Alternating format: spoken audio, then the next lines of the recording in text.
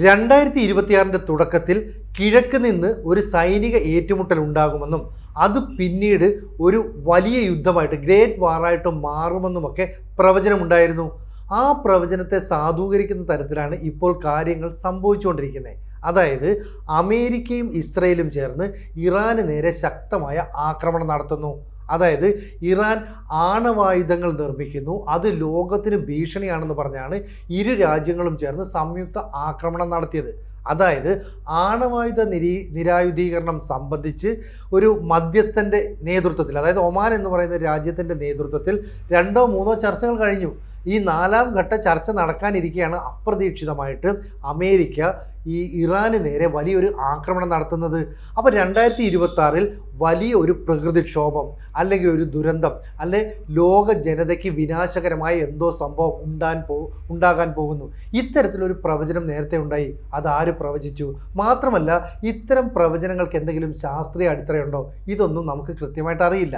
എങ്കിലും സോഷ്യൽ മീഡിയയിൽ ലോകത്തിൻ്റെ വിവിധ കോണുകളിൽ ഇത് വലിയൊരു ചർച്ചാ വിഷയമായി മാറിക്കൊണ്ടിരിക്കുന്നു. അതായത് ബൾഗേറിയൻ ജ്യോതിഷിയായ ബാബ വാങ്കയുടെ പ്രവചനമാണ് വീണ്ടും ചർച്ചാ വിഷയമായിരിക്കുന്നത്. അവരുടെ പ്രവചനത്തിൽ പറയുന്നത് 2026 തുടക്കത്തിൽ കിഴക്ക് നിന്ന് ഒരു യുദ്ധമുണ്ടാകുമെന്നും ആ യുദ്ധം പല മേഖലകളിലേക്ക് പടർന്ന് പന്തലിക്കുമെന്നുമാണ്. അങ്ങനെയാണെങ്കിൽ ഇപ്പോൾ പശ്ചിമേഷ്യയിൽ ഉണ്ടായിരുന്ന യുദ്ധം അത് പതിയെ മിഡിൽ ഈസ്റ്റിലേക്ക് വ്യാപിച്ചു. മിഡിൽ ഈസ്റ്റിൽ നിന്ന് പതുക്കെ യൂറോപ്യൻ രാജ്യങ്ങളിലേക്ക് എത്തപ്പെടുന്നു. അപ്പോൾ ഈ പറയുന്ന പ്രവചനങ്ങൾക്ക് കുറച്ചൊക്കെ ശാസ്ത്രീയ അടിത്തറ കൈവരുന്നുണ്ടോ എന്നൊരു സംശയം. എന്നിരുന്നാലും പ്രകൃതിക്ഷോഭം ഉണ്ടായില്ലല്ലോ എന്ന് വാദിക്കുന്നവരുമുണ്ട്. ശരിയാണ്, അങ്ങനെ ഉണ്ടായില്ല. പക്ഷേ മാനവരാശിക്ക് ദോഷകരമായ എന്തോ സംഭവങ്ങൾ ഉണ്ടാകാൻ പോകുന്നു. ഇപ്പം നമുക്കറിയാം ലോകത്ത് ഏതാണ്ട് 204ഓളം രാജ്യങ്ങൾ ഉണ്ടെന്നാണ് കണക്കാക്കപ്പെടുന്നത്. അതിൽ തന്നെ 150ഓളം രാജ്യങ്ങൾ UN-ന്റെ അംഗീകാരം നേടിയതാണ്. ഈ 150ഓളം രാജ്യങ്ങളിൽ പകുതി രാജ്യങ്ങൾ ഒരു പക്ഷത്ത് നിലയുറപ്പിച്ചാൽ, അല്ലെങ്കിൽ ഇപ്പോൾ യുദ്ധസമാനമായ സാഹചര്യത്തിൽ നിലനിൽക്കുമ്പോൾ ഒരു കൂട്ടരോടൊപ്പം നിലകൊണ്ടാൽ അത് ഒരു പക്ഷമായി മാറുകയും അത് ഒരു 3ാം ലോക മഹായുദ്ധത്തിന് സമാനമായ സാഹചര്യം സൃഷ്ടിക്കുകയും ചെയ്യും. ഇപ്പം നമുക്കറിയാം ഇറാന് നേരെ ഇസ്രയേലും അമേരിക്കയും ആക്രമണം നടത്തിയപ്പോൾ ഇറാൻ ചെയ്തത് എന്താണെന്ന് വെച്ചാൽ മിഡിൽ ഈസ്റ്റിലെ അമേരിക്കൻ താവളങ്ങൾക്ക് നേരെ ആക്രമണം നടത്തി. എന്ന് പറഞ്ഞാൽ മിഡിൽ ഈസ്റ്റിലെ ഒട്ടുമിക്ക രാജ്യങ്ങൾക്ക് നേരെയും ആക്രമണം നടത്തി. അങ്ങനെ യുദ്ധം പതുക്കെ മിഡിൽ ഈസ്റ്റിലേക്ക് വ്യാപിക്കുന്നു. എന്നിട്ട് അവിടുന്ന് സൈപ്രസിന് നേരെ ഒരു ആക്രമണം ഇറാൻ നടത്തുന്നു. സൈപ്രസ് എന്ന് പറയുന്നത് ബ്രിട്ടൻ്റെ നിയന്ത്രണത്തിലുള്ള ഒരു ദ്വീപായിരുന്നു. ഈ ദ്വീപിന് നേരെ ആക്രമണം നടന്നാൽ ശരിക്കും പറഞ്ഞാൽ യൂറോപ്യൻ രാജ്യങ്ങളെ ആക്രമിച്ചു എന്നതിന് തുല്യമായ കാര്യങ്ങൾ വരും. അപ്പോൾ ഇവർ പറഞ്ഞ പ്രവചനം ഏതാണ്ട് ശരിയായി വരുന്നു. യൂറോപ്യൻ രാജ്യങ്ങൾക്ക് നേരെയും ആക്രമണം ഉണ്ടാകുന്നു, മിഡിൽ ഈസ്റ്റ് രാജ്യങ്ങളിലേക്ക് ആക്രമണം വ്യാപിക്കുന്നു, പശ്ചിമേഷ്യയിൽ ഓൾറെഡി സംഘർഷമാണ്. അങ്ങനെയാണെങ്കിൽ ഈ പറയുന്ന ബാബ വാങ്കയുടെ പ്രവചനങ്ങൾക്ക് എന്തെങ്കിലും വാസ്തവമുണ്ടോ എന്നൊക്കെ നമ്മൾ പരിശോധിക്കണം. ഈ ബാബ വാങ്ക ആരാന്നുകൂടി നമ്മൾ നോക്കണം. ശരിക്കും പറഞ്ഞാൽ ഒരു 1911 ജനുവരി 31 ബാബ വാങ്കയുടെ ജനനം. ചെറിയ പ്രായത്തിൽ തന്നെ അച്ഛൻ വിപ്ലവകാരി ആയതുകൊണ്ട് ജയിലിൽ പിടിച്ചിട്ടു. അമ്മയും ചെറിയ പ്രായത്തിൽ നഷ്ടപ്പെടുന്നു. 1911 ജനുവരി 31 ബാബ വാങ്കയുടെ ജനനം എന്ന് പറയുന്നത്. പിതാവ് വിപ്ലവകാരിയായിരുന്നു. അങ്ങനെ ചെറിയ പ്രായത്തിൽ തന്നെ പിതാവിനെ ജയിലിൽ പിടിച്ചടക്കുകയാണ്. പിന്നീട് അമ്മയും ചെറിയ പ്രായത്തിൽ നഷ്ടപ്പെട്ടു. അതിനുശേഷം ബന്ധുക്കളുടെ വീട്ടിൽ നിന്നാണ് വളർന്നത്. ഒരുപാട് ദുരിതങ്ങളും കഷ്ടപ്പാടും ദാരിദ്ര്യവും ഒക്കെ അനുഭവിച്ചായിരുന്നു വളർച്ച. പിന്നീട് ബൾഗേറിയയിലെ തന്നെ ഒരു സൈനികൻ ഈ ബാബ വാങ്കയെ വിവാഹം ചെയ്തു. അതിനുശേഷം ഈ 2ാം ലോക മഹായുദ്ധമൊക്കെ നടന്നപ്പോഴാണ് ബാബ വാങ്കയുടെ പല പ്രവചനങ്ങളും ശ്രദ്ധിക്കപ്പെട്ടത്. ഇതിനിടയിൽ ഈ കല്യാണത്തിന് മുമ്പുണ്ടായ ഒരു വലിയ ചുഴലിക്കാറ്റിൽപ്പെട്ട് ബാബ വാങ്കയ്ക്ക് കാഴ്ചശക്തി നഷ്ടമായി. പിന്നീടുള്ള ജീവിതം എന്ന് പറയുന്നത് അതിജീവനത്തിൻ്റെ ആയിരുന്നു. അങ്ങനെ ബാബ വാങ്കയ്ക്ക് ഒരുപാട് ശിഷ്യഗണങ്ങൾ ഉണ്ടായെന്നും അവർ പറഞ്ഞ പല കാര്യങ്ങളും പിന്നീട് രേഖപ്പെടുത്തി വെച്ചു എന്നൊക്കെയാണ് ചരിത്രം. 1996 ബാബ വാങ്ക മരിക്കുന്നത്.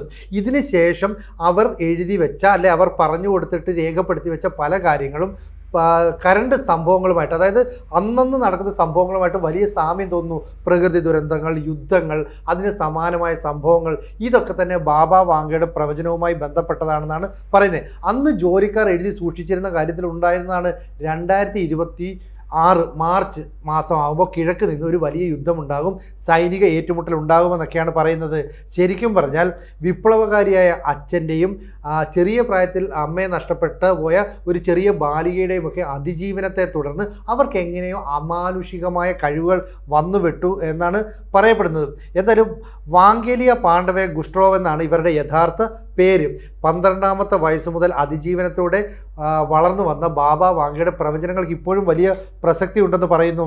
കാരണം ലോകത്തിൻ്റെ പല ഭാഗത്തും യുദ്ധമുണ്ടാകുന്നു. ഇത് യൂറോപ്പിനെയാണ് ഏറ്റവും അധികം ബാധിക്കുന്നതെന്ന് പറയുന്നു. അതായത് യൂറോപ്പ് പൂർണ്ണമായിട്ടും തരിശു ഭൂമിയായിട്ട് മാറും.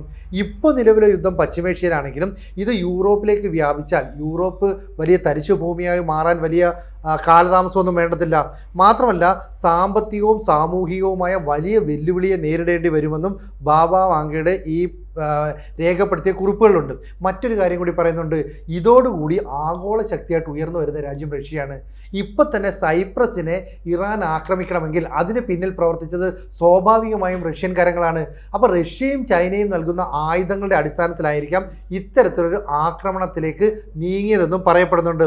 എന്തായാലും ബാൾക്കൻസിലെ നോസ്ട്രഡാമസ് എന്നാണ് ഇപ്പോൾ ബാബ വാങ്കയെ അറിയപ്പെടുന്നത്.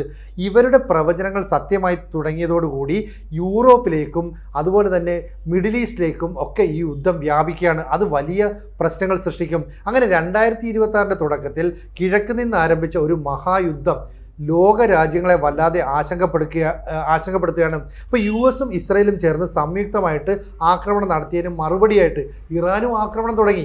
ഇറാൻ്റെ ആക്രമണം എന്ന് പറയുന്നത് ഈ മിഡിൽ ഈസ്റ്റിലെ രാജ്യങ്ങൾക്ക് പ്രത്യേകിച്ച് എണ്ണപ്പാടങ്ങൾക്ക് നേരെയൊക്കെയാണ്. ആ എണ്ണപ്പാടങ്ങൾക്ക് നേരെ ആക്രമണം നടന്നാൽ മാസങ്ങളോളം അവിടെ വലിയ തീപിടുത്തവും വലിയ പ്രശ്നങ്ങളും കലാപവും ഒക്കെ ഉണ്ടായേക്കാം.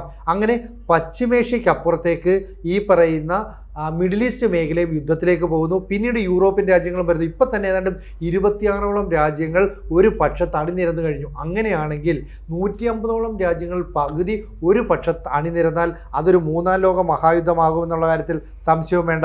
ബാബ വാങ്കയുടെ പ്രവചനത്തിലുള്ള ഒരു കാര്യം എന്ന് പറയുന്നത് പല യുദ്ധങ്ങൾ നടക്കാം. അതാണ് ഈ പറയുന്നത്. പല യുദ്ധങ്ങൾ എന്ന് പറഞ്ഞാൽ ഒരിടത്ത് ഇറാനും ഇസ്രയേലും അമേരിക്കയും തമ്മിൽ യുദ്ധം നടക്കുന്നു. ചൈന ഏത് നിമിഷവും തൈവാനെ ആക്രമിക്കാവുന്ന സ്ഥിതിയിലാണ്.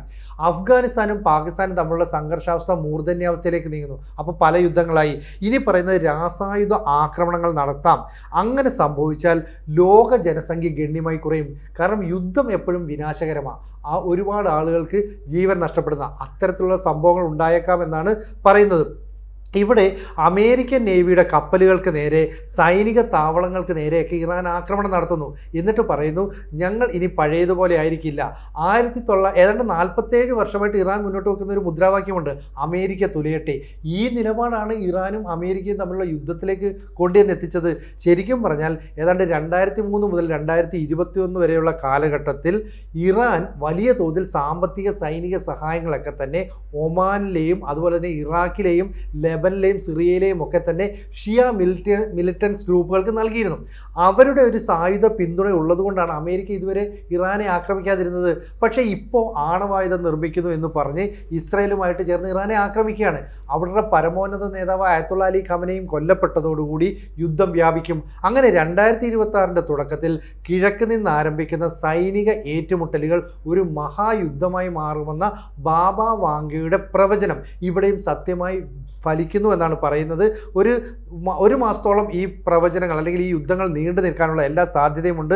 അങ്ങനെ പശ്ചിമേഷ്യയും യുദ്ധത്തിലേക്ക് നീങ്ങുകയാണ്.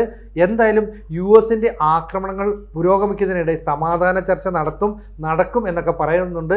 എന്തായാലും ബാബ വാങ്കയുടെ പ്രവചനം അനുസരിച്ച് 2026 യുദ്ധം ആരംഭിച്ചു കഴിഞ്ഞു. ഇനി അത് ഏതൊക്കെ മേഖലയിലേക്ക് എങ്ങനെയൊക്കെ വ്യാപിക്കുമെന്നുള്ളത് കണ്ടറിയേണ്ടതാണ്. കൂടുതൽ വാർത്തകളും വിശേഷങ്ങളും നിങ്ങളിലേക്ക് എത്താൻ ABC മലയാളം സബ്സ്ക്രൈബ് ചെയ്യുക, ബെൽ ബട്ടണും അമർത്തുക.